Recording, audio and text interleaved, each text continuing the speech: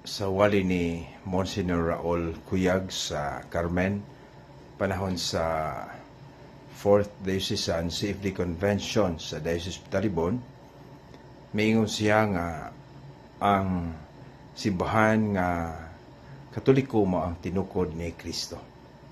Ato nang gipost ang part sa iyang video ug dunay niingon nga ang simbahan nga gitukod ni Kristo dili Katoliko.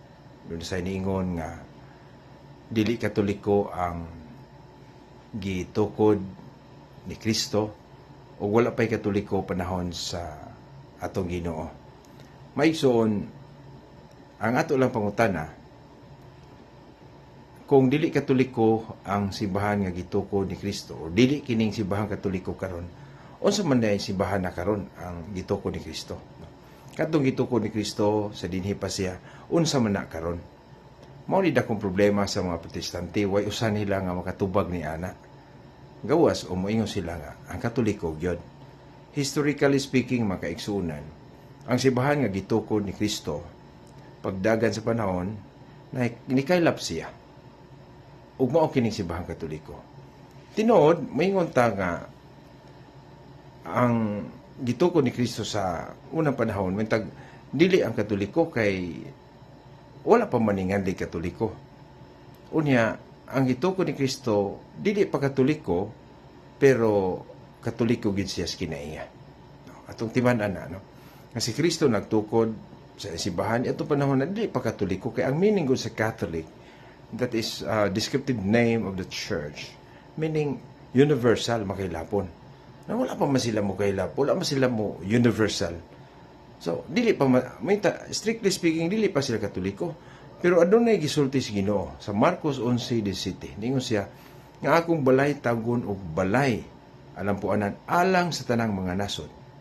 So kining alang sa tanang mga nasod for all nation, this is the meaning of being universal. Una, nasayod ta nga si San Pablo nag-ingon nga ang simbahan nagitukod ni Kristo gitawag og balay. So konektado kaayo this balay, kining house for all nations, ug ang simbahan nga for all nations po. So kung musupak sila nga dili Katoliko ang simbahan ni Kristo, asa man siya taman? So maigsoon, gamiton na to ang atong sentido komon. So ang simbahan gitukod ni Kristo musugod sa dili Katoliko gyud. Mao bitaw nga si San Ignacio sa Antioquia sa year 107 or 110, gibutangan niya descriptive name ang simbahan.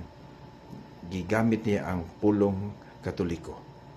Pero klaro man kayo na biblical man kining word nga Catholic sa Roma 1:8. Sa Greek nga Bible, hypistis homon katanggilitay in holo to cosmo.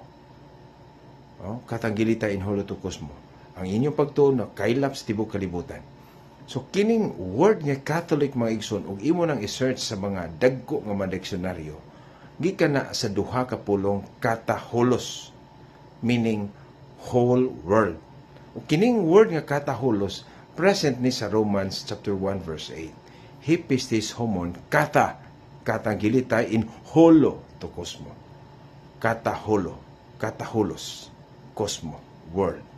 So naadi ay Katoliko gyud ang simbahan gitukod ni Kristo, ug dili ang Protestante nga bag-o pa tumaw o rehistrado sa Security and Exchange Commission. So, isip-isip lang tamaison o nga sakto si Father Raul nga niingon ang simbahan gitukod ni Kristo mao gyud ning Katoliko. Historically, biblically, ug ang kamatuoran nga simbahan gitukod ni Kristo mo kaylap gyud kay alang mas tanang mga nasod. Panglakaw kamo sa tibuok kalibutan. God bless.